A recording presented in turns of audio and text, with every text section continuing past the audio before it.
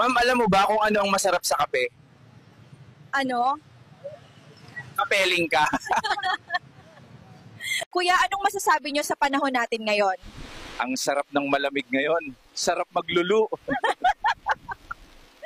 May nag-book. Karne na naman.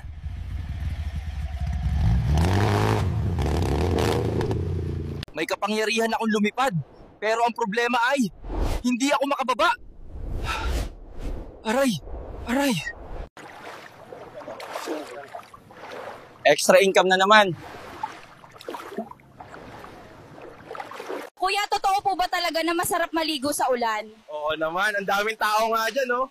Makikita mo pa, wag na lang. Paumanhin, saan po kayo kumukuha ng lakas ng loob na tumambay sa labas kahit umuulan? Ang saya kasi nakakapagchismisan kami. Sir, ano po ba dapat ang mauna, lisensya o motor? Yung motor, syempre. Hindi mo naman pwedeng sakyan ng lisensya.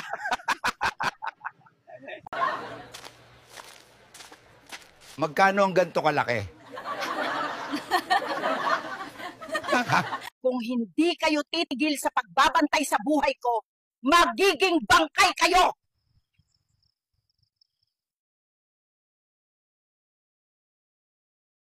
Bayad ka na sa utang mo! Lintik ka! Ate, anong gagawin mo kung mahuli mo ang asawa mo na may kabit? Kung mahuli ko siya, huhubaran ko talaga yung babae. Kuya, maraming nagsasabi na ang mga lalaking malalaki ang muscle ay maliliit daw ang junjun. Totoo ba yon? Hindi totoo yan. Sa katunayan, yung parte sa balikat ko, kasama pa rin yan sa bayag ko. Tatay, papasok pa rin po ba kayo kahit ganito kataas ang baha? Oo naman. Sabi ng boss ko, ambon lang daw to. Anak ng buhay nga naman. Hinahanap namin ang maalamat na nilalang na tinatawag na kapre. Yan ba ang kapre? Iba ata yan. Kaya pumapasok pa rin ako kahit umuulan. Sabi ng boss ko, walang guwapo sa trabaho pag wala ako. Aray, boss. Musta mga gamot? May gagamutin tayo ngayong araw. Masakit daw ang likod. Tara! Meanwhile, Mga kaibigan, dumating na ang ating pasyente. Napakaganda niya. Manong, ang sakit po ng likod ko sobra. Pakigamot nga po. Pakiusap, huwag kang gagalaw para maramdaman ko kung saan ang sakit. Sige po, medyo ibaba niyo pa malapit sa masakit na bahagi. many hours later. Guys, grabe yun. Ang ganda ng response ng pasyente. Mukhang nagawa na naman ni Lolo.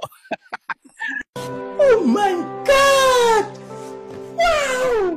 Gino, ano mga bakanting trabaho meron kayo sa inyong kumpanya? Tamang-tama ang dating mo. Kailangan namin ng isang taong malakas sumigaw sa palengke.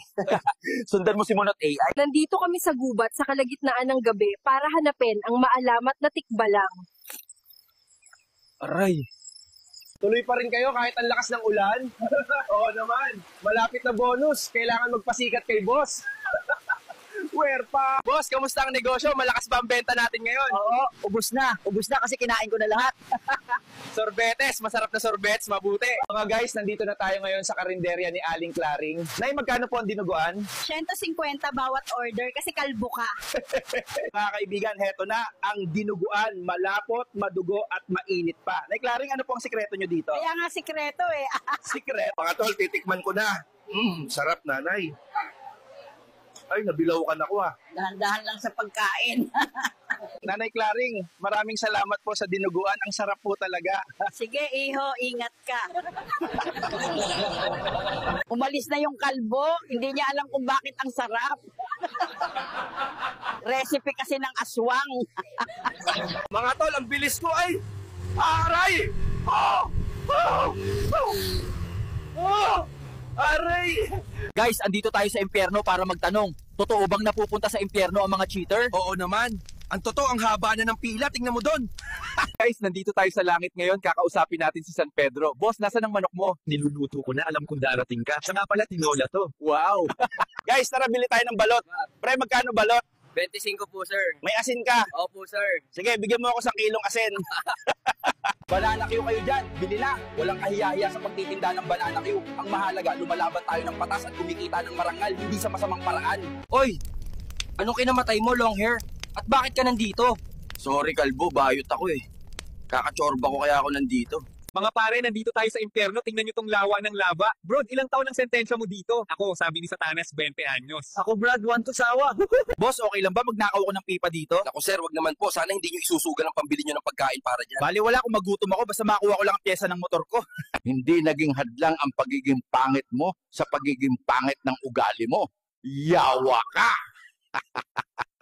Boy, gas mo na, 50 pesos, puno na. Aray ko, boss. Kuya, nasira po ang motor ko. O iho, gusto mo bang ayusin ko o mas lalo pang sirain? Miss, alam mo ba kung bakit mabaho ang utot? Bakit? Kasi naunahan niya ang tae. Follow Monot AI. Huwag kang masyadong gumalaw. Bahagi itong ritual. Wow, ang galing ng ritual mo, Lolo. Nice one. Tay, anong masasabi niyo sa mga nagpa-scan ng mata para sa pera?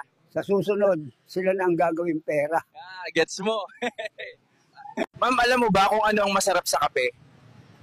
Ano? Kapeling ka.